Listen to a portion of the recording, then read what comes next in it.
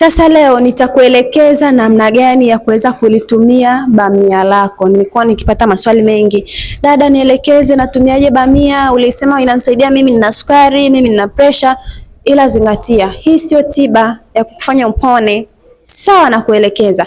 Ila ukihitaji kupona changamoto yako ama kudhibiti changamoto yako, hakikisha unawasiliana na daktari aliyepo karibu na wewe. Lakini unaweza kuwasiliana na Golden Health Clinic tukaweza kukusaidia zaidi. Hapa nina maji yangu, nina hii glasi, au unaweza ukatumia kikombe ama bakuli. Lakini iwe ina sehemu ya kufunika jamani. Hakikisha ina sehemu ya kufunika. Utachukua bamia lako kama unavyoliona. Chukua hizi bamia ziwe 5 mpaka 7. Hizi mimi ziko 3 tu, ina maana kwamba zimepungua. Ila hakikisha ziwe 5 mpaka 7. Zikatekate vizuri, ziweke katika kikombe chako. Chukua maji yako, uweka. Funika bamia lako vizuri nusu saa. Unakunywa. Hii inakusaidia wewe mgonjwa wa pressure.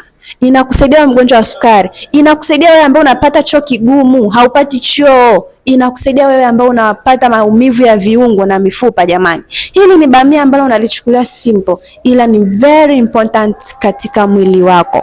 By the way, endelea kufuatana na Golden Health Clinic katika tips mbalimbali kuhusiana na afya yako. Ukihitaji matibabu, hakikisha unachukua hatua siku hii ya leo.